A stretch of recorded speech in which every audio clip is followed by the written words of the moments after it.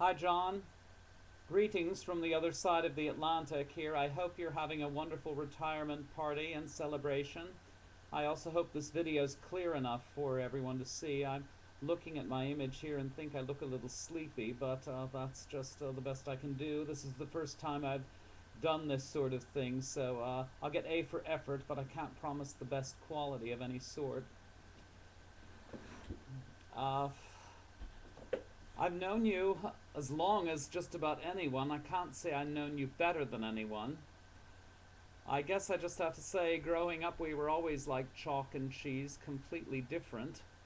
The things that stick in my mind in particular are that when I played the violin, you played the drums, and when Mum and Dad had company, they'd always want me to play the violin for their guests. I didn't want to, but you were always so anxious to play the drums for them. You drag them all down to the cellar, put on a 45 record and bash away to your heart's delight. So it seems appropriate now that I haven't touched the violin in decades, but you still play the drums. I think it's great. I know David has my violin now, so I hope he's keeping it very happy and in good hands. I can remember when you transferred to Michigan State so that you could get specialized in a field. It seemed by then you really wanted to, you had your goal in life to have a good career and a happy family life. I couldn't understand it because I'd always dreamed of just traveling around and living in another country.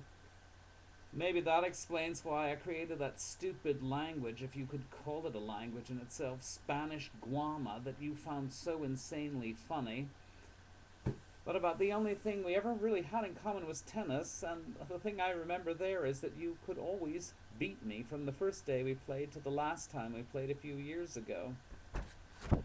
So anyway, it's hard to believe this day is actually happening, not only because time always seems to be going so fast, but also because you always seem to love your job so much. No matter which company you were with or whichever city you were living in, you always seem to love your work. I didn't think you'd want to retire so early, but I think it's great that you have other interests as well, and now you have the time to spend them, and that you have more time for travel as well. It was great to see you in Stockholm last year. It only took you 20 years to get here. It's been great seeing you in London recently as well. I hope you'll come again, even though whenever I introduce you to a friend or a colleague, the reaction always is the same. Is it really your brother? He's so normal, he's so quiet. Despite all of that, I hope to see you over on this side of the pond a little more often.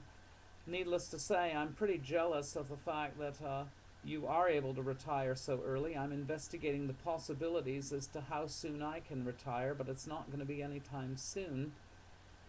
In reading some of the other things people have said about you, it's interesting that your children always say how cheap you are. Something I don't remember. But I think it's an admirable quality. If I'd been a little more cheap myself, I'd be able to retire at 59 myself. So I'm going to have to work about 5-10 more years myself, because I'm not as cheap as you are. So enjoy it, be proud of it, and as we say in Sweden, glada pension och lycka till I framtiden, and I really hope to see you sometime soon. Cheers.